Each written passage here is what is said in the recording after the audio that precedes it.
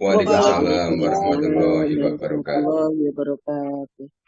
Innal hamdalillah nahmaduhu wa nasta'inuhu wa nastaghfiruh wa na'udzu billahi min shururi anfusina wa min sayyiati a'malina. May yahdihillahu fala mudhillalah wa may yudlil fala hadiyalah. Asyhadu an la ilaha illallah wahdahu la syarikalah wa asyhadu anna Muhammadan abduhu wa rasuluh. Allahumma salli wa sallim wa barik ala Muhammadin wa ala alihi wa ashabi ajmain. Subhanaka la ilma lana illa ma 'allamtana innaka antal alimul hakim. Allahumma aftah lana hikmataka wansur alaina rahmataka min khuzaini rahmatika ya arhamar rahimin. Qala Allah Ta'ala fi kitabil karim, a'udzu billahi minasyaitonir rajim. Ya ayyuhalladzina amanu taqullaha haqqa tuqatih wa la tamutunna illa wa antum muslimun. Ya ayyuhan nasu taqu rabbakumul ladzi khalaqakum min nafsin wahidah wa khalaqa minha zawjaha wa bassa minhuma rijalan katsiran wa nisaa. Wattaqum wallati tasaaluna bi wal arham innallaha kana 'alaikum raqiba. Ya ayyuhalladzina amanu taqullaha wa qulu qawlan sadida yuslih lakum a'malakum wa yaghfir lakum dzunubakum wa may yuti'illaha wa rasulahu faqad faza fawzan 'azima. Amma ba'du fa innal asdaqal hadits kitabullah wa khairal hadi Muhammadin sallallahu alaihi wasallam wa syarrul umuri muhtasatuha wa kullu muhtasatin bid'ah wa kullu bid'atin dhalalah wa kullu dhalalatin finnar. Bapak dan Ibu sekalian, saudaraku jamaah kajian online Asyifa yang dirahmati oleh Allah. Alhamdulillah, kembali hari ini kita juga masih dipilih oleh Allah ya, menjadi orang yang akan dijadikan orang baik. Karena tanda-tandanya orang itu akan dijadikan baik oleh Allah ya. Mereka itu yufaqihu fiddin. Ya, mereka akan difaqihkan, difahamkan dalam ilmu agamanya, dalam beragamanya ini. Ini tandanya dicintai oleh Allah. Maka kita rasakan aja kita termasuk dicintai Allah enggak? Kalau kita tidak mau menambah ilmu agamanya, merasa cukup dengan yang dulu-dulu itu, ya sudah, ya seperti itu saja. Bukan karena banyak sholatnya, banyak puasanya. Itu bukan, tapi difahamkan tentang agamanya. Jadi orang yang dijadikan oleh Allah baik itu artinya calon penghuni surga tentunya, karena penghuni surga orang yang baik-baik saja itu difaqihkan yufaqihu fiddin ya, difaqihkan, difahamkan di dalam ilmu agamanya. Apakah cara membacanya, apa cara memahaminya, atau yang lain di dalam agama ini. Itu tandanya diketahui baik. Baiklah, hari ini kita akan membaca surat At-Taubah, surat nomor 9, juz yang ke-11 ini. Ini Pak Tomo saya minta untuk membaca tafsirnya nanti, kemudian saya jelaskan. Itu ceritanya luar biasa sekali, teladan orang yang jujur.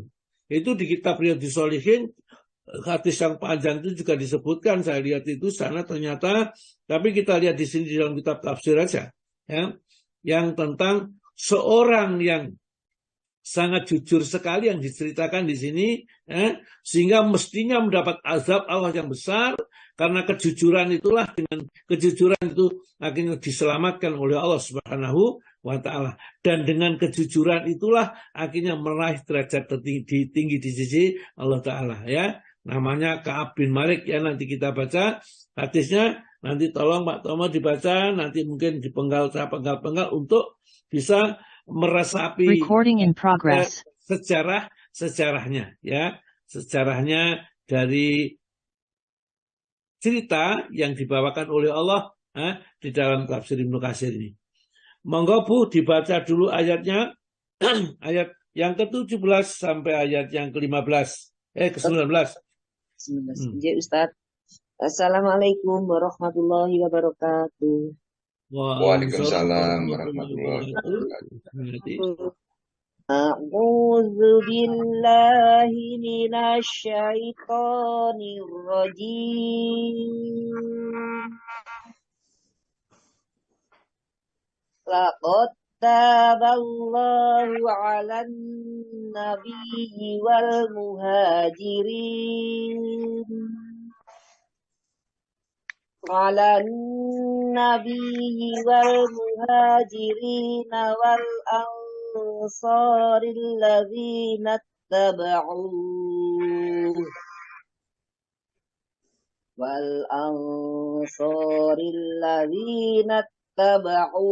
fi sa'atil usrah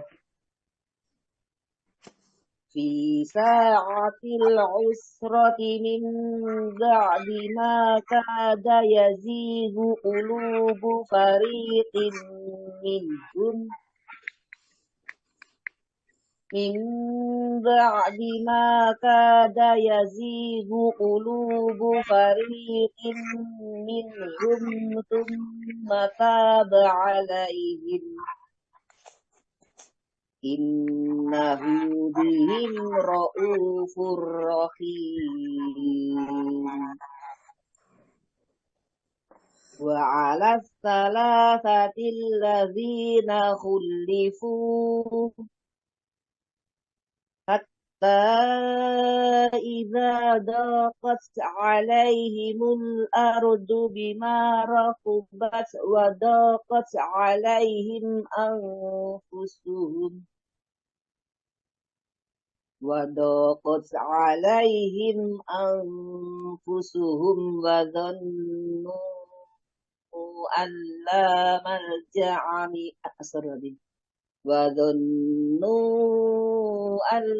malja'a minallahi illa ilaihi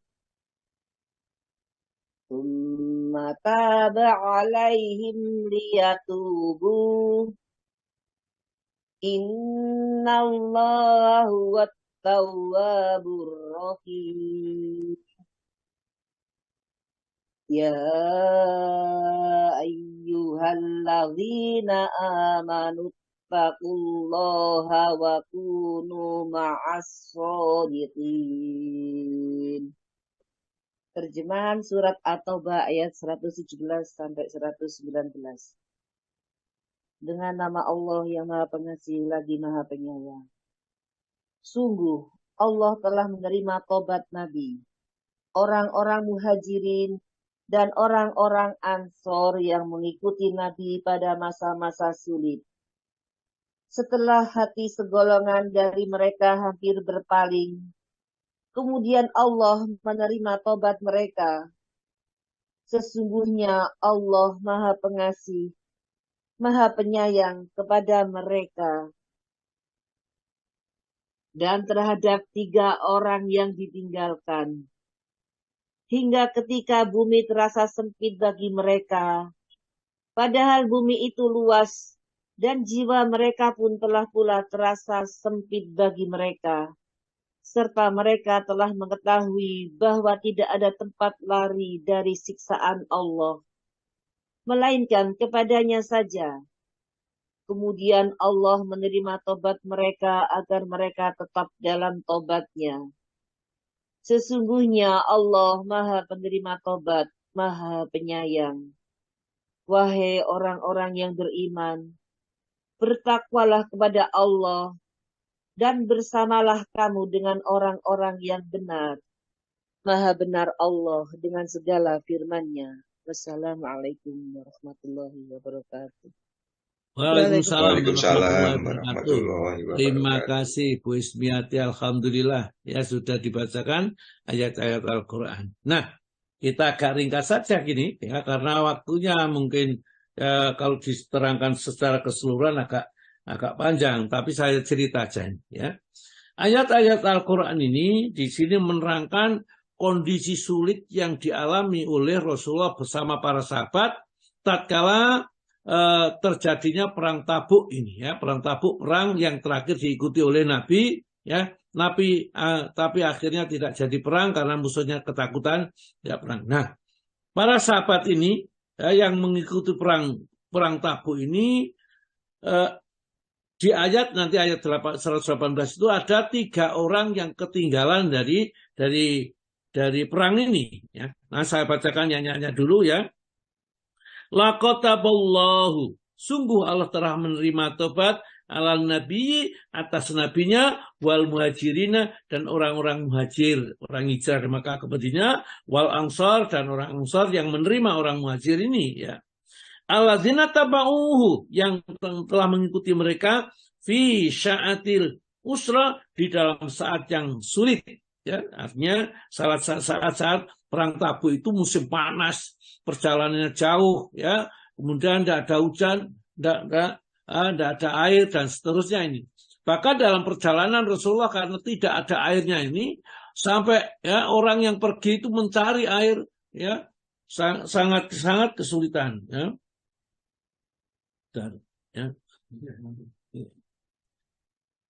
Jadi karena sangat kesulitan itulah akhirnya beberapa sahabat itu saking haus yang tidak tertahankan kesulitan itu sampai menyembelih untanya ya, itu disembelih demi untuk bisa ambil airnya, simpanan airnya untuk diminumnya ya. Akhirnya Umar bin Khattab mengusulkan supaya Rasulullah berdoa kepada Allah mohon ya supaya diturunkan air ya. Sehingga para sahabat ini yang mengikuti perang itu hampir-hampir juga ya meragukan risalah yang dibawa Nabi. Kenapa kami kok menjadi susah seperti ini? Kok nggak ada pertolongan dari Allah? Mestinya kalau Nabi mesti ya ada pertolongan ini. Ya. Akhirnya Nabi pun berdoa, maka turunlah hujan pada saat itu di tempat itu. Ya. Rasulullah mengangkat tangan, mohon kepada Allah. Belum sampai turun tangannya sudah hujan deras. Ya, turun di situ dan orang-orang mengisi kantong-kantong airnya ya untuk perbekalan ini. Padahal setelah selesai hujan itu tidak ada mendung sama sekali. Itu termasuk mukjizat yang diberikan oleh Nabi. Nah, coba kita lihat di dalam tafsir Ibnu Katsir. Pak Tomo sudah melihat tafsirnya ayat yang ke-17? Ya, Ustaz. Ye, monggo dibaca sedikit aja, monggo terus dibaca Pak Tomo. Ya. Mujahid dan beberapa ulama lainnya mengatakan bahwa ayat ini turun pada saat terjadinya perang Tabuk.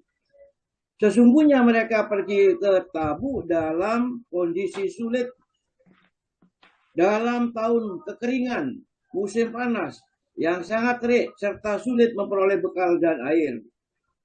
Ibnu Jarir bercerita dari Abdullah bin Abbas bahwasanya pernah dikatakan kepada Umar bin Khattab berkaitan dengan situasi sulit.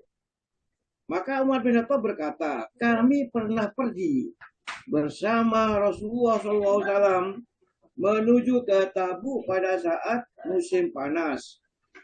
Lalu kami singgah di sebuah rumah. Di tempat itulah kami benar-benar kehausan sampai kami mengira leher kami akan putus. Dan bahkan jika ada seseorang yang pergi mencari air, maka ia tidak kembali sehingga ia mengira lehernya akan putus. Ada pula seseorang yang menyembelih untanya untuk memeras kantong-kantong airnya kemudian meminumnya. Lalu Abu Bakar As-Siddiq berkata, ya Rasulullah, sesungguhnya Allah Azza wa Jalla telah biasa memberikan kebaikan kepadamu dalam doa, maka doakanlah kami. Maka beliau sallallahu alaihi wasallam berkata, apakah engkau menyukai hal itu? Ya, jawab Umar. Kemudian beliau sallallahu alaihi wasallam mengangkat kedua tangannya, dan sebelum kedua tangannya diturunkan kembali, turunlah hujan dari langit yang sangat deras, lalu reda. Dan selanjutnya orang-orang memenuhi semua wadah yang mereka miliki. Setelah itu kami bergegas untuk melihat, namun kami tidak mendapatkan awan melintasi pasukan. Maka firman Allah telah menerima taubat Nabi, orang-orang Muhajirin dan orang-orang Ansor yang mengikuti Nabi dalam masa kesulitan. Ibnu Jarir mengatakan yaitu kesulitan dalam hal nafkah, kendaraan, bekal, dan air. Ya, itulah ya. Jadi karena saking sulitnya musim panas, sekali kering itu. Tetapi di Madinah pada saat itu musim buah justru, ya. Jadi buah-buahnya mulai matang, ya. Maka dari itu ada beberapa orang yang tidak mau ikut perang, yaitu orang-orang munafik ini mengikuti Nabi perang. Untuk di perang Tabuk ini mereka lebih enak, nyaman di rumah saja. Akhirnya mereka tidak ikut perang dengan alasan aneh-aneh macam-macam. Itu biasa orang munafik. Namun ada 3 orang, ya, di dalam kota Madinah, yaitu orang dari Ansar, yaitu di sini disebutkan, yaitu Ka'ab bin Malik, Hilal bin Umayyah, dan Murarah bin Rabi'ah. Ya, 3 orang ini sebenarnya orang yang sangat beriman, orang yang sangat patuh kepada Allah, namun mereka tidak ikut perang. Dan pada saat itu kalau tidak ikut perang bersama Nabi itu suatu cacat, ya, hanya orang-orang munafik saja yang tidak mau ini, ya. Maka semua yang ikut perang Tabuk itu diampuni sama Allah Ta'ala, baik muhajir maupun ansar bersama Nabi ini. Hanya saja beberapa itu aja masih ketinggalan 3 orang yang ditangguhkan tobatnya itu, ya. Wa ala salasati, dan terhadap 3 orang, ya, alladzina khulifu, yang tertinggal atau tobatnya ditangguhkan, ya, tidak bersama, ya, orang-orang ini diterima tobatnya ini, ya. Hatta idza dhaqat alaihimul ardo, ya, sampai katakan bumi itu sempit karena mereka itu akhirnya dijotak oleh seluruh penduduk Madinah. Makanya, ya, ini saya sampaikan ini Ka'ab bin Malik, ya, kemudian yang kedua adalah, ya, Hilal bin Umayyah, ya, kemudian yang ketiga adalah Mararah bin Rabi'ah, ya, Hilal bin Umayyah, Mararah bin Rabi'ah. 3 orang ini tidak ikut ini. Maka tatkala Rasulullah pulang dari perang Tabuk, maka Rasulullah menghukumnya, dihukum. Hukumannya tidak dimasukkan jeruji besi, tidak dimasukkan ke dalam tempat yang tertutup, tidak. Tapi dihukumnya seluruh penduduk Madinah, orang-orang Muslim, ya, atau mukmin, tidak boleh berbicara, tidak boleh saling menyaut salamnya dan semuanya. Pokoknya putus sama sekali. Ya, ini. Mungkin hari-hari pertama masih agak biasa. Hari kedua, ketiga, keempat, namanya hukumannya itu sampai 50 hari. Ya, kita hidup di satu kampung nggak ada yang nyapa, satu kampung melihat aja tidak, bagaimana tersiksanya. Maka di dalam ayat Al-Quran disebutkan, dan terhadap 3 orang yang ditangguhkan penerimaan tobatnya kepada mereka, ya, saking subangnya, hingga apabila bumi telah menjadi sempit bagi mereka, padahal bumi itu luas. Jadi seakan-akan bumi itu seperti bumi yang lain yang diinjak ini, ya. Di antara 3 orang ini, namanya Ka'ab bin Malik itu seorang yang masih muda, yang lain sudah agak tua, ya. Mereka tatkala dihukum di rumah menangis terus, ya, ya, karena dia tidak bisa keluar. Sedangkan Ka'ab bin Malik itu sempat keluar ke pasar, ya, kemudian menemui siapa, tapi nggak ada orang yang mau menyapa, menjawab salamnya, ya. Bahkan dia punya saudara sepupu namanya Qatadah itu, ya. Mereka itu saling mencintai sebelumnya ini. Tatkala diperintah oleh Nabi tidak boleh seorang pun menyapanya, ya, maka dia pun, ya, tatkala Ka'ab bin Malik datang kepadanya lewat tembok, ya, ada saya punya dinding itu, dia naik dinding, kemudian memberi salam, tidak dijawab sampai 3 kali tidak jawab, ya. Kemudian dia mengatakan, bukankah kamu masih yakin bahwa aku adalah cinta kepada Allah dan Rasulnya? Apa kamu sudah meragukan iman saya bahwa saya cinta Allah kepada Rasulnya? Tidak dijawab, hanya kalimat, ya, Allah dan Rasulnya lebih mengetahui. Maka dia meneteskan air mata, akhirnya susah melihat ke sana kemari, bagaimana tidak ada yang nyapa ini, ya. Kemudian justru setelah itu datang ada orang yang dari Raja Husan namanya, di situ di tafsir ini kita baca karena panjang, jadi saya ringkaskan saja ceritanya ini. Jadi akhirnya dia diberi amplop begitu untuk diajak bergabung dengan orang Nasrani, ya. Dia katakan, kamu dijotak, ya, diboikot sama teman Muhammad. gabunglah dengan kami, ya. Kamu diberikan jabatan, diberikan kedudukan, dan mungkin digaji begitu. Maka oleh Ka'ab bin Malik itu, surat itu diambil langsung dibakar di api. Katanya ini termasuk cobaan yang diberikan oleh Allah Subhanahu wa taala kepada kita, ya. Maka dari itu kan di ayat itu disebutkan kan, la malja'a minallah ila ilaihi, ya. Tidak ada tempat lari, ya, kepada tempat apapun kecuali, ya, larinya hanya kepada Allah. Terus, ya, dia masih sholat bersama dengan Nabi, para yang lain, tapi nggak ada yang apa. Dia ngelirik sama Nabi kita dilirik. Pada saat itu Nabi pun tidak melihat kepadanya. Hanya mungkin kalau pas ini Ka'ab bin Malik ini tidak melihat dia, berarti dilihat, ya. Dia itu kebingungan, ya, salam kepada Nabi tidak pernah dijawab salamnya, ya. Dia istighfar mohon ampun kepada Allah. Pada hari ke-40-nya maka datang utusan Rasulullah kepada Ka'ab ini. Ya, dia mengatakan, wahai Ka'ab, ya, kamu istrimu supaya disuruh pulang. Jadi kamu tidak boleh melayani kamu. Mulai ini, ya, hari ke-40 istrinya disuruh pulang. Apakah disuruh cerai? Kata Ka'ab, enggak, hanya tidak boleh melayani kamu, ya.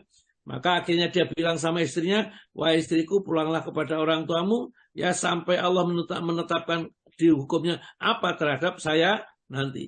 Terus dia menjalani hukuman, ya, dengan sholat masih itu, tapi sudah ada yang lain. Dunia itu rasanya, ya, seperti amblek gitulah, sumpek, ya, tidak bisa apa-apa. Ya, kita bisa gambarkan hukumannya Allah kepada Ka'ab ini, dan 3 orang sama itu. Yang 2 orang karena sudah tua, ya, dia menangis terus, ya. Ya, tatkala utusan Rasul itu menyatakan bahwa tidak boleh, ya, si istrinya tersebut melayani, maka istrinya minta tolong, ya Rasulullah, tolong nih, ya, Hilal ini orangnya sudah tua, nggak ada yang melayani. Kalau saya tidak melayani, bagaimana dia nasibnya ini nanti? Nah, ya, tapi kamu tidak boleh mendekat, dikumpulin, tidak boleh. Sudah tidak berpikir, ya Rasulullah, sejak engkau putuskan perkaranya, dia hanya menangis, ya, siang dan malam. Akhirnya, ya, setelah berjalan waktu, mereka itu sampai sumpek sekali, maka turunlah ayat ini, ya, tentang diterimanya tobatnya Ka'ab bin Malik. Dia sedang sholat, ya, mau sholat subuh pagi hari ini, dengar seruan dari sahabatnya, wahai Ka'ab, tobatmu diterima oleh Allah Subhanahu wa taala sudah. Silakan kamu datang di masjid menemui Rasulullah. Maka saking bunganya dia itu sujud syukur. Ya, sahabat-sahabat yang lain itu menjemput dengan rasa rindu sekali karena sahabatnya itu tidak pernah disapa. Itulah taatnya para sahabat kepada Nabi di saat Nabi masih hidup ini. Disuruh tidak boleh nyapa, ya nggak nyapa. Padahal menjawab salam itu kan wajib. Tetapi tatkala diperintahkan oleh Rasulullah tidak boleh menjawab salam, ya tidak boleh menjawab salam. Ya, akhirnya saking senangnya Qatadah yang datang pertama kali, ya, Tolha yang datang pertama kali, sambutnya itu pakaiannya itu musim-musim ini sampai dibuka langsung dikasihkan dia. Ya, saking senangnya dia diterima tobatnya oleh Allah, pakaian satu-satunya dia tidak mempunyai pakaian yang lain diberikan, ya, dikurangi kepada Tolha ini. Inilah, ya, Ka'ab bin Malik. Akhirnya dia datang kepada Nabi, ya, Nabi dengan senyum, kemudian ditanyakan bagaimana keadaannya, ya, ya Rasulullah, sungguh saya merasa syukur, merasa gembira, belum pernah saya di dalam hidup saya ini gembira seperti hari ini, ya, diterima tobatnya oleh Allah Subhanahu wa taala. Namun maaf ya Rasulullah, itu yang memaafkan apa Rasulullah? Apa Allah sendiri yang memaafkan, yang mengampuni itu?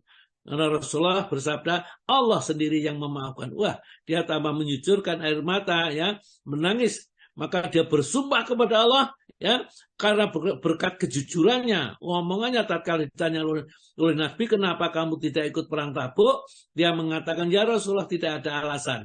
Kalau saya berbicara kepada selain engkau kepadamu, ya Rasulullah, saya bisa membuat 1000 alasan dan saya tidak akan bisa dimenangkan kalau saya berdebatkan mereka. Tapi kepadamu ya Rasulullah, seandainya engkau memaafkan saya karena kilan omongan saya, maka Allah murka kepadamu karena memaafkan saya. Lebih baik saya dimurkai oleh Allah, tapi nanti saya mohon ampun kepada Allah Ta'ala. Akhirnya si Ka'ab bin Malik ini mendapat pengampunan langsung dari Allah dan dia berjanji, ya, sejak ini maka dia tidak akan pernah berdusta apapun sampai dia meninggal dunia.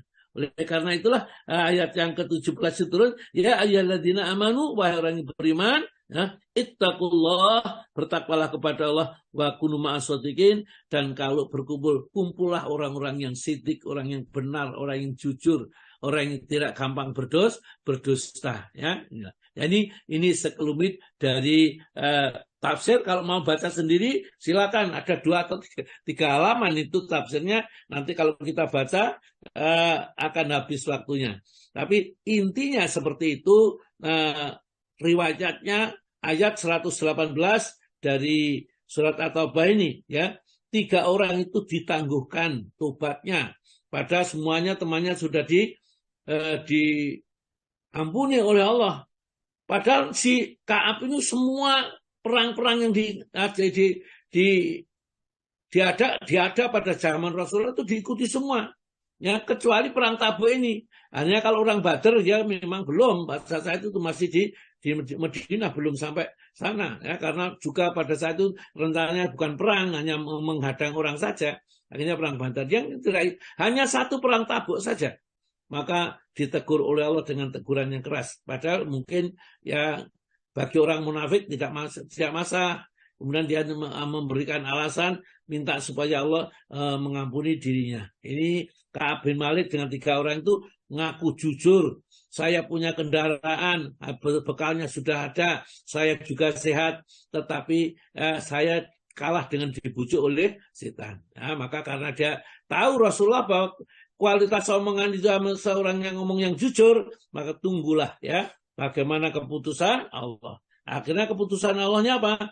Maka keputusan Allah adalah tidak boleh seluruh Madinah, ya, Madinah itu untuk menyapa dia, baik orang pasar, orang masjid, ya, sahabat-sahabatnya, bahkan sudah istrinya saja suruh pulang, ya, enggak boleh, ya, sehingga dia kesendirian. Ya, ternyata meskipun orang itu kaya sendirian itu ya tidak enak, begitulah, ya. Jadi kira-kira yang bisa kita pelajari, akhirnya dia bersumpah ingin jadi orang jujur. Apapun yang terjadi, maka kejujuran itulah yang menyelamatkan kita ternyata. Seperti Ka'ab bin Malik ini, berkat kejujuran yang betul-betul tulus, maka dia selamat dari murka Allah, ya. Murka Allah, murka Rasulullah, sehingga dia diampuni dosanya tidak ikut perang. Padahal ya pada musim panasnya luar biasa, sementara di kota Madinah ini musim buah, gampang di kebun-kebun sambil makan buah dan seterusnya, tidak ikut perang, ya. Ini hanya orang-orang munafik. Nah, si Ka'ab itu tatkala ketinggalan perang, dia sedih akhirnya. Kenapa kok tadi tidak segera mempersiapkan? Dia meringan-ringankan saja. Allah nanti saja gampang nusul, ya, gampang nusul. Setelah 1 hari berangkat gak tahu nusulnya kemana, ya. Akhirnya dia tidak jadi nusul dan dia bingung. Tapi kalau Rasulullah sudah mau pulang, dia bingung. Ini ngarang apa ini supaya kita berdusta dan Rasul diterima. Akhirnya diputuskan, nggak usah saya berdusta. Saya harus ngomong dengan keadaan yang sebenarnya. Baiklah, mari kita lanjutkan tentang pembatal-pembatal Islam. Yang keempat. Yang ketiga sudah, yang keempat.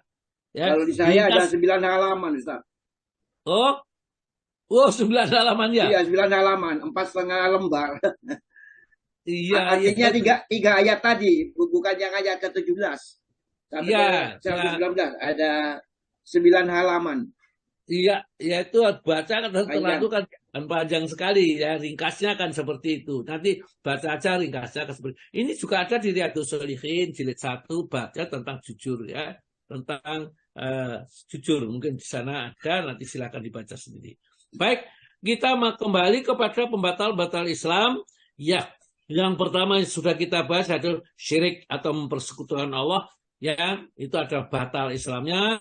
Akhirnya mereka itu nanti tidak dinilai kalimat la ilaha illallah yang diucapkan karena dia syirik, ya. Karena Allah Ta'ala berfirman di dalam surat Al-Maidah ayat 72, innahu may yusyrik billah, sesungguhnya orang yang syirik kepada Allah, faqad haramallahu, maka sungguh Allah telah mengharamkan alaihil jannah, atasnya surga. Wa ma'wahu, dan tempatnya adalah an-nar, di dalam neraka. Ya.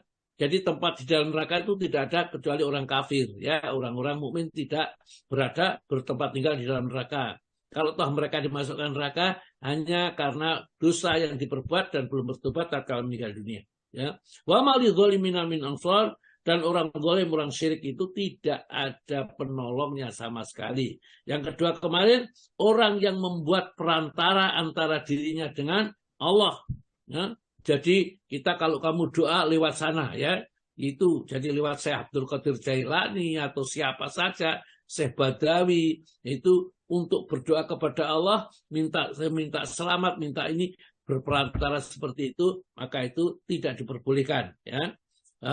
Memohon syafaat kepada para wali, para yang jangan itu tidak ini, serta bertawakal kepada mereka, kepada selain Allah. Yang ketiga kemarin, ya, tidak mengkafirkan orang musyrik, orang kafir, ya, dan mereka meragukan kekafirannya. Masuk sih sama-sama menyembah sama Allah Ta'ala.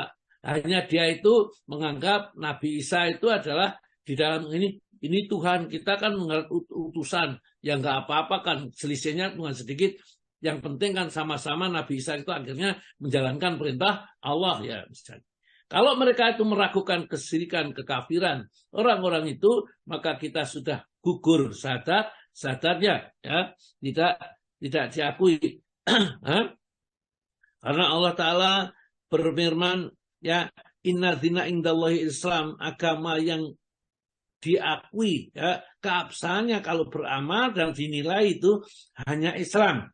Wa may yabtaghi ghairal Islam dinan, barang siapa yang mencari agama selain agama Islam, falayyuqbala minhu, maka sekali-kali tidak diterima, ya, darinya, maksudnya agama yang selain Islam itu, wa huwa fil akhirati, dan besok mereka tatkala dari keputusan di hari kiamat, minal khosirin, termasuk orang-orang yang rugi.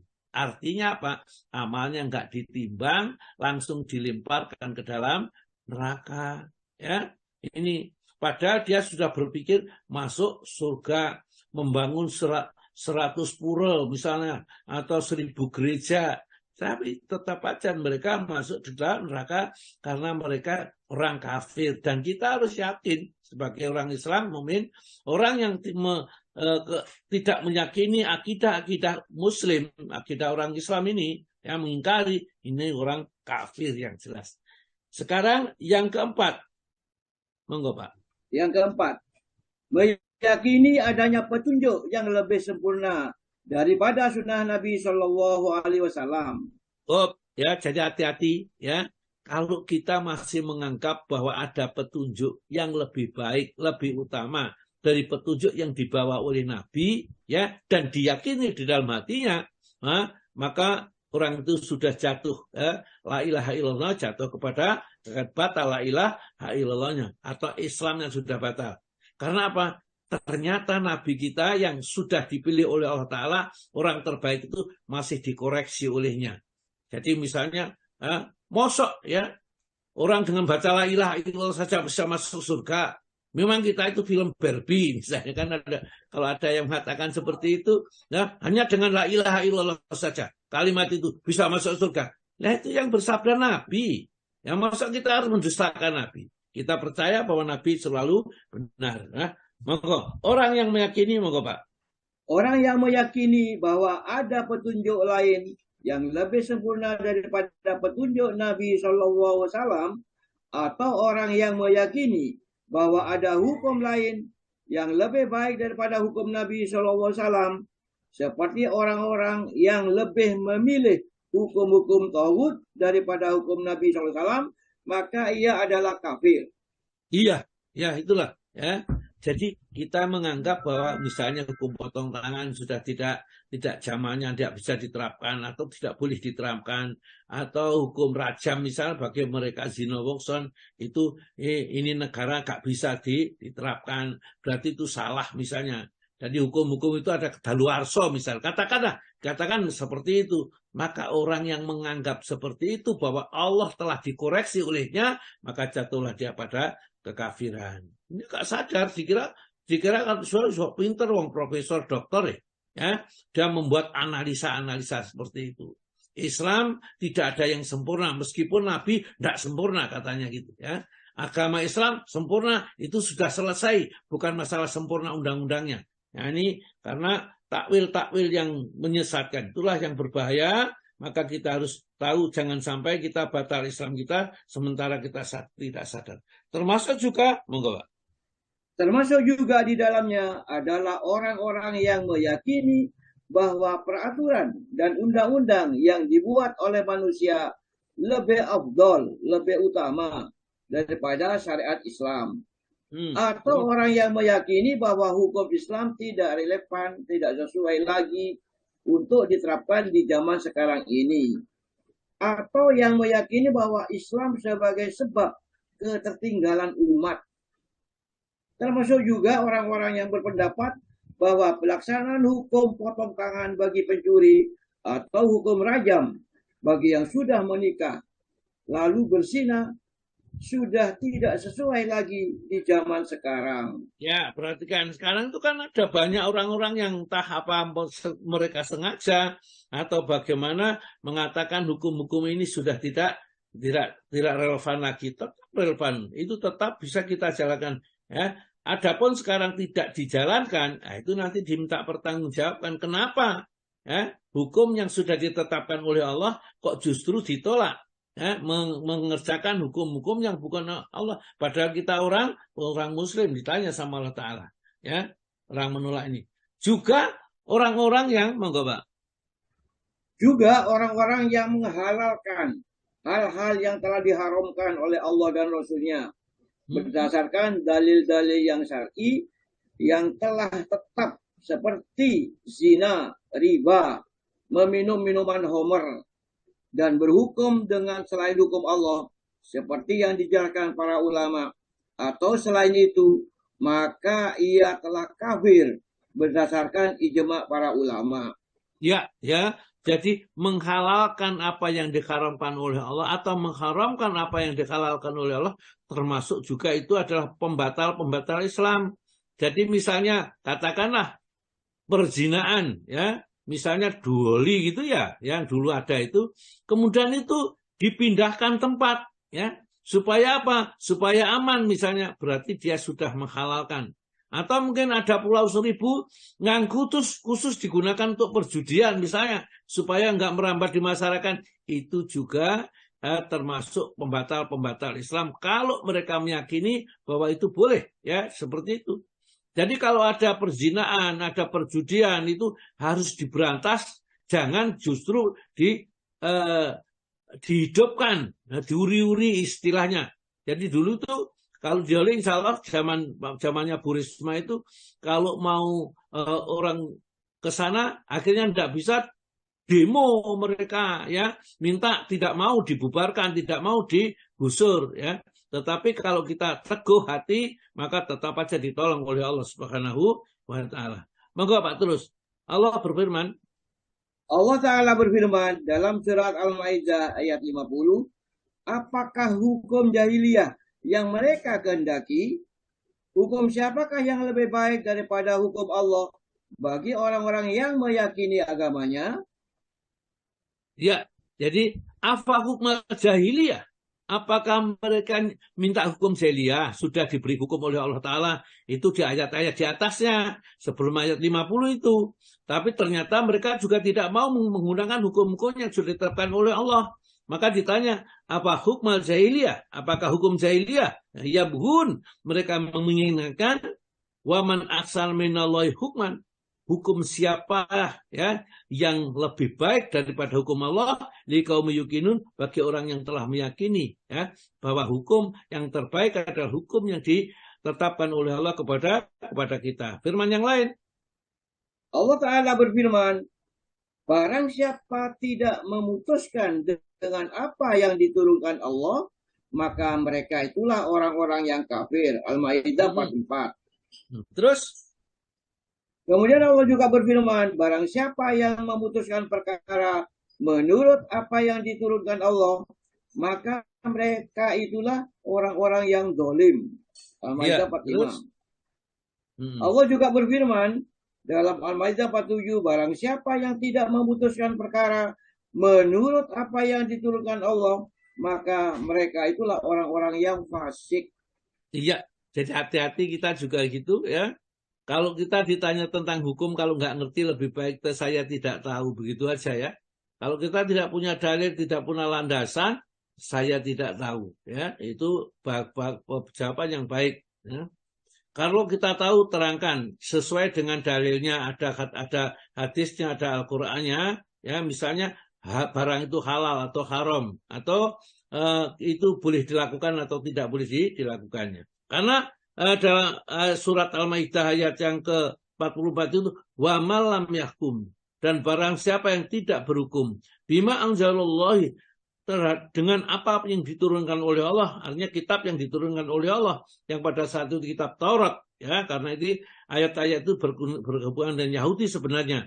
Namun karena Al-Quran itu juga berlaku seluruh manusia, maka siapa yang tidak berhukum dengan hukum yang diturunkan oleh Allah, yaitu syariat-syariat yang diajarkan lewat Al-Quran dan hadis Nabi yang sahih, faulaika, maka mereka itulah humul kafirun, jatuh pada kekafiran.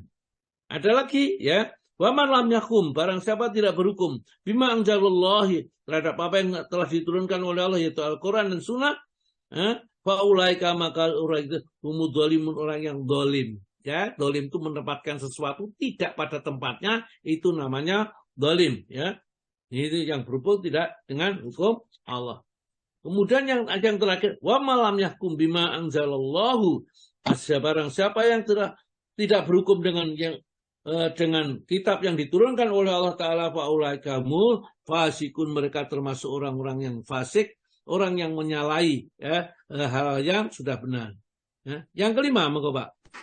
Yang kelima, tidak senang dan membenci hal-hal yang dibawa oleh Rasulullah SAW, meskipun ia melaksanakannya, maka ia telah kafir.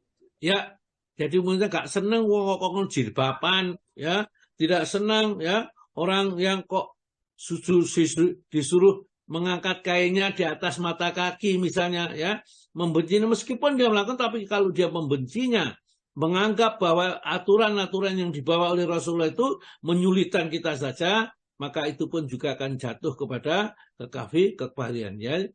Tidak senang dan membenci hal-hal yang dibawa oleh Rasulullah ya. Apa saja yang dibawa oleh Rasulullah ya. Siapa Rasulullah kalau berpakaian itu ada caranya. Jangan sampai pakaian itu menutup mata kaki misalnya. Kalau kita pakai sarung atau kita apa, tidak boleh menutup mata kaki. Kemudian kita katakan itu RCTI ya. Bagi orang yang cingkrang kadoknya tinggi itu katakan seperti itu. Kadang-kadang disindir ya, dicaci ya, mereka memanggil dengan tanabazubil alqab, dengan panggilan-panggilan yang buruk kepada orang yang mengikuti sunnah. Ada orang yang memelihara jenggot ya, katanya orang seperti kambing mungkin ya, karena kambing itu jenggotan ya, seperti itu. Kita tidak boleh ya, tidak boleh membencinya apa yang dibenarkan, yang disukai oleh Allah dan Rasulnya. Karena termasuk memperkokoh iman itu orang yang menyenangi apa yang disenangi oleh Allah dan disenangi oleh Rasulnya. Maka teruskan Pak. Allah SWT berfirman dalam surat Muhammad ayat 8 dan 9, dan orang-orang yang kafir, maka celakalah mereka, dan Allah menghapus segala amalnya. Yang demikian itu karena mereka membenci apa atau Al-Quran yang diturunkan Allah, maka Allah menghapus segala amal mereka. Ya, ini kadang-kadang kita nggak sadar. Hati-hati, kita sudah diingatkan dengan peringatan keras di dalam agama ini, jangan sampai kita batal Islam kita hanya karena kita tidak suka, ya ini kita benci apa yang dibawa Rasulullah atau apa yang diterangkan oleh Allah Ta'ala, mengadopsi anak misalnya, ya itu dianggap anaknya sendiri, tidak boleh. Adopsi anak angkat ya tetap anak angkat, ya, dan tidak mendapat waris anak angkat itu. Kemudian dia menyatakan sudah pakai kertas segel dan lain-lainnya untuk mengadopsinya, ya tetap saja bahwa anak angkat tidak sama dengan anak kandung. Mereka tidak mau dan mereka menolak, ya, apa yang ditetapkan oleh Allah, maka jatuhlah kekafirannya ini. Monggo terus Pak lagi. Allah juga berfirman dalam surat Muhammad 25-28, sesungguhnya orang-orang yang berbalik kepada kekafiran setelah petunjuk itu jelas bagi mereka, setanlah yang merayu mereka dan memanjangkan angan-angan mereka. Yang demikian itu karena sesungguhnya mereka telah mengatakan kepada orang-orang Yahudi yang tidak senang kepada apa yang diturunkan Allah, kami akan mematuhi kamu dalam hal beberapa urusan, tetapi Allah mengetahui rahasia mereka. Maka bagaimana nasib mereka apabila malaikat maut mencabut nyawa mereka, memukul wajah dan punggung mereka? Yang demikian itu karena sesungguhnya mereka mengikuti apa yang menimbulkan kemurkaan Allah dan membenci apa yang menimbulkan keridhoannya. Sebab itu Allah menghapus segala amal mereka. Ya, jadi cukup jelas. Jadi ayat-ayat yang menjelaskan bahwa kalau tidak senang, membenci hal-hal yang dibawa oleh Rasulullah atau diajarkan di dalam Al-Quran, maka batalah ini. Dan ayat-ayatnya sudah cukup besar, dibaca berulang kali nanti. Yang keenam, Pak. Yang keenam, yaitu orang yang mengolok-olok, menghina Allah dan Rasulnya, Al-Quran, dan agama Islam, malaikat atau para ulama, karena ilmu yang mereka memiliki, atau menghina salah satu syariat atau syiar-syiar dan syiar-syiar Islam seperti sholat, zakat, puasa, haji, tawaf di Ka'bah, wukuf di Arafah, atau menghina masjid, menghina azan, memelihara jenggot atau sunnah-sunnah Nabi SAW lainnya, dan syiar-syiar agama Allah pada tempat-tempat yang disucikan dalam keyakinan Islam serta terdapat keberkahan padanya, maka ia telah kafir. Iya, ya, hati-hati, ya. Jadi menghina Islam, menghina syariatnya. Wong jakat-jakat, ya kenaan sing melarat, ya. Mungkin ini kerja keras disuruh mengeluarkan, dibagi pada mereka, ya. Atau mereka juga, ya, wong enak-enak mangan kokon poso, ya.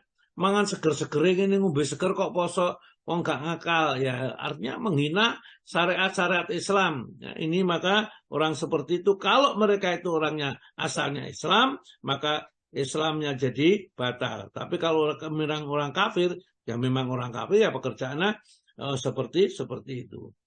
Terus Pak, Allah Ta'ala juga berfirman dalam surat Taubah 65-66, dan jika kamu tanyakan kepada mereka, niscaya mereka akan menjawab, sesungguhnya kami hanyalah bersenda gurau dan main-main saja. Maka katakanlah, mengapa kepada Allah dan ayat-ayatnya serta Rasulnya kamu selalu berolok-olok? Tidak perlu kamu minta maaf, karena kamu adalah kafir setelah beriman. Jika kami memaafkan sebagian dari kamu karena telah taubat, niscaya kami akan mengadab golongan yang lain, karena sesungguhnya mereka adalah orang-orang yang selalu berbuat dosa. Dan kemarin ini sudah diterangkan bahwa ini terjadi pada saat berangkat perang Tabuk itu juga ada beberapa orang-orang munafik itu menghina Nabi. Ya, Nabi itu lebih hina dari kimar mereka ini, ya. Kemudian ada seorang yang merasa sakit hati Nabi dihina seperti itu, akhirnya orang itu datang melaporkan kepada Nabi kita, dan akhirnya Nabi memanggil orang itu. Alasannya apa? Aku cuma bermain-main saja, guyonan saja, gojlok-gojlokan saja. Maka ditanyakan abilahi wa rasulihi, ya. Wa in sa'altahum, kalau kamu tanya kepada mereka, layakuluna, pasti mereka mengatakan, innama kunna nakhudu wa nal'ab, sesungguhnya kami ini cuman main-main dan senda gurau saja, ya, untuk mengatakan Nabi ini dan itu yang dilaporkan para sahabat itu, ya. Kul, katakanlah, abillahi, apakah dengan Allah, wa ayati, dengan ayat-ayatnya, wa rasuli, dengan rasulnya, kuntum tastahzi'un, kamu berolok-olok. Jadi kita tidak boleh menggunakan ayat-ayat Allah ini untuk, ya, mengolok-olok orang lain. Itu tidak diperbolehkan. Atau mengolok-olok syariat ini, ya. Misalnya katakan mengolok-olok Nabi, oh Nabi itu memang hipersek misalnya, ya, hipersek karena lihat istrinya aja sampai sekian banyaknya, orang Islam macam-macam, ya, kadang-kadang seperti itu. Orang yang mengatakan itu jatuh, ya, ini jatuh kepada kekafiran, meskipun dia membenarkan Islam, tapi karena dia menghina, ya, syariat-syariat Islam, jatuh kepada kekafiran. Terus Pak. Dan Allah SWT juga berfirman dalam surat Al-An'am ayat 68, apabila engkau Muhammad melihat orang-orang yang memperolok-olok ayat kami, maka tinggalkanlah mereka hingga mereka beralih ke pembicaraan yang lain. Dan jika setan benar-benar menjadikan engkau lupa akan larangan ini, setelah ingat kembali, janganlah engkau duduk bersama dengan orang-orang yang zalim. Ya, jadi sudah cukup. Yang 7 Pak, 7. 7. Melakukan sihir, yaitu melakukan praktek-praktek sihir, termasuk di dalamnya asyarfu dan al-afu. Jadi orang santet, tidak santet, tenung dan lain-lainnya itu termasuk perbuatan yang membatalkan Islam. Ya, itu hati-hati jangan sampai kita terjerumus seperti itu. Maka penjelasannya Pak. Asyarfu atau guna-guna merupakan perbuatan sihir yang dimaksudkan dengannya untuk merubah seseorang dari apa yang dicintainya, seperti memalingkan kecintaan seseorang suami terhadap istrinya menjadi kebencian terhadapnya. Jadi ini itu guna-guna, pelet, ya, pengasian, itu namanya semua itu kalau dipraktekkan jadilah jatuh pada kekafiran. Adapun monggo Pak. Adapun al-adfu atau pelet adalah amalan sihir yang dimasukkan untuk memacu dan mendorong seseorang dari apa yang tidak dicintainya, sehingga ia mencintai dengan cara-cara setan. Iya, ya. Terus Allah berfirman dalam surat Al-Baqarah ayat 102, padahal keduanya tidak mengajarkan sesuatu kepada seseorang sebelum mengatakan, sesungguhnya kami hanya cobaan bagimu, sebab itu janganlah kafir. Ya, ini ayat ini terdapat dalam surat Al-Baqarah ayat 102. Dari maksud Rogaan, ia berkata. Terus? Dari Abdullah bin Mas'ud, Rogaan, dia berkata bahwa Rasulullah SAW bersabda, sesungguhnya jampi, jimat, tiwalah atau pelet merupakan perbuatan syirik. Iya, ya. Ruko itu rukyah sebenarnya, ya, jampi-jampi, ya, yang kalau diminumkan orang itu bisa menjadi cinta, menjadi benci, menjadi apa itu, ya. Tiwalah, ya. Watamaim itu ya di sini. Wataima, ya, dan tamimah, ya, ini jimat-jimat itu, ya, semua itu pelet itu adalah termasuk perbuatan syirik. Jadi kita jangan sampai terjun atau terjerumus kepada perbuatan orang-orang yang melakukan perbuatan ini, ya, seperti mencari sugihan, ya, dan lain sebagainya, juga itu termasuk perbuatan-perbuatan yang mengarah kepada kesyirikan. Yang ke-8, monggo Pak. Ke-8, memberikan pertolongan kepada orang kafir dan membantu mereka dalam rangka memerangi kaum muslimin. Ya, ini juga tidak boleh, ya. Ayatnya dibaca satu aja Pak, yang 551. Allah berfirman dalam Al-Maidah 51, wahai orang-orang yang beriman, Janganlah kamu menjadikan orang Yahudi dan Nasrani sebagai teman setiamu. Mereka satu sama lain saling melindungi. Barang siapa di antara kamu yang menjadikan mereka sebagai teman setia, maka sesungguhnya dia termasuk golongan mereka. Sungguh Allah tidak memberi petunjuk kepada orang-orang yang zalim. Ya, ini hati-hati ya. Kalau kita memilih pemimpin, kalau pemimpin kita tidak Muslim, ya itu dilarang.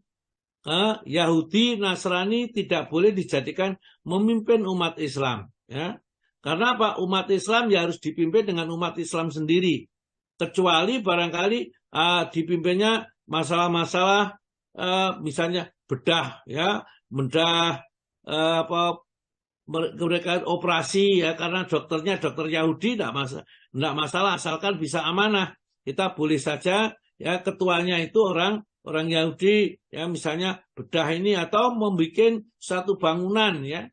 Ini mereka yang merancang orang-orang non-muslim ya tidak masalah ya karena ini tentunya ada dia lebih ahli dalam bidangnya. Tapi untuk masalah-masalah khususnya keagamaan mengatur kehidupan itu sebaiknya kita jangan memilih mereka karena mereka satu sama lain saling tolong menolong ya, tidaklah mereka itu memusuhi kepada kita secara terang-terangan itu di dalam banyak ayat ini di dalam surat Al-Imran nanti kita dapatkan 118 barangkali ya nanti ada ya. Terus monggo 9 Mbak, 9 langsung. 9. Meyakini bahwa manusia bebas keluar dari syariat Nabi Muhammad SAW. Yaitu orang yang mempunyai keyakinan bahwa sebagian manusia diberikan keleluasaan untuk keluar dari syariat atau ajaran Nabi Muhammad SAW, sebagaimana Nabi Khidir dibolehkan keluar dari syariat Nabi Musa alaihissalam, maka ia telah kafir. Karena karena seorang nabi diutus secara khusus pada kaumnya dan tidak wajib bagi seluruh manusia untuk mengikutinya. Adapun Nabi kita Muhammad SAW diutus kepada seluruh manusia secara kafah atau menyeluruh, maka tidak halal bagi manusia untuk menyelisihi dan keluar dari syariat beliau Shallallahu Alaihi Wasallam. Jadi diutusnya Nabi itu untuk diutus semuanya, lain dengan misalnya kaum Nasrani ya Yahudi itu hanya diutus misalnya Nabi Musa kepada kaum mereka Bani Israel yang diutus sana. Untuk Nabi ini diutus semuanya. Allah Ta'ala berfirman di dalam surat Al-A'raf 198 ini, Qul ya ayyuhan nas, katakan wahai manusia, ini Rasulullah ilaikum jami'an, sesungguhnya aku itu utusan Allah kepada kalian semuanya, ya, baik orang Arab maupun non-Arab, kulit putih maupun kulit hitam, semuanya nabinya adalah Nabi kita Muhammad SAW yang harus diikuti, ya. Dari firman Allah yang kedua, Pak, ayat surat ini, surat Saba 28, monggo, Pak. Allah Ta'ala juga berfirman dalam surat Saba 8, dan kami tidak mengutus engkau Muhammad melainkan kepada semua umat manusia sebagai pembawa berita gembira dan sebagai pemberi peringatan. Tetapi kebanyakan manusia tidak mengetahuinya. Ya, wa ma arsalnaka, dan tidaklah aku mengutus engkau wahai Muhammad ila kafatan linas, kecuali kepada seluruh manusia. Basyiran memberi kabar gembira, wa nadhiran dan memberi peringatan ya supaya selamat ini. Walakinna aksaran nasi, akan tetapi kebanyakan manusia layak lamun tidak mengerti. Jadi yang mengerti bahwa Nabi itu utusan seluruh manusia tidak banyak ya, hanya beberapa saja. Coba perhatikan di dunia ini yang mengikuti agama Islam hanya berapa persen yang mengikuti Nabi ini. Wa ma arsalnaka ila rahmatan lil alamin, dan aku tidak mengutus engkau Muhammad kecuali rahmat seluruh alam. Maka kalau kita mengikuti selain ajaran Nabi, maka tidak akan diterima seluruh ajaran. Yang terakhir yang ke-10, Pak. Enggak. Yang 10, berpaling dari agama Allah Ta'ala, ia tidak mempelajarinya dan tidak beramal dengannya. Yang dimaksud dari berpaling, yang termasuk pembatal dari pembatal keislaman, adalah berpaling dari mempelajari pokok agama yang seseorang dapat dikatakan muslim dengannya, meskipun ia jahil atau bodoh terhadap perkara-perkara agama yang sifatnya terperinci. Karena ilmu terhadap agama secara terperinci terkadang tidak ada yang sanggup melaksanakannya, kecuali para ulama dan para penuntut ilmu. Ya, jadi mempelajari agama itu wajib hukumnya. Siapa yang tidak mau mempelajari agama dengan benar sehingga tidak bisa menjadi muslim yang baik, ini maka nanti akan jatuh kepada kekafiran. Jadi dia pokok-pokok ajaran, yaitu usul ajaran, ilmu usul itu harus tahu. Tapi ilmu secara terperinci, misalnya cara bagi waris dan seterusnya, yang ini tidak mengerti, kita tidak masalah. Karena itu adalah hukumnya fardu kifayah.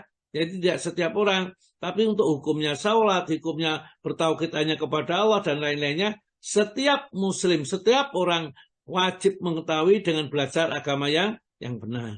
Baik, sementara sampai cukup sekian, sampai 10 juz, ada dalil-dalilnya, silakan baca sendiri. Di situ ada juga banyak penjelasannya. Ya, insya Allah kalau kita mau merenungkan, kita akan mendapatkan pemahaman yang benar. Monggo saya serahkan kembali kepada Pak Agus. Ya, langsung aja, tidak usah diringkas, Pak.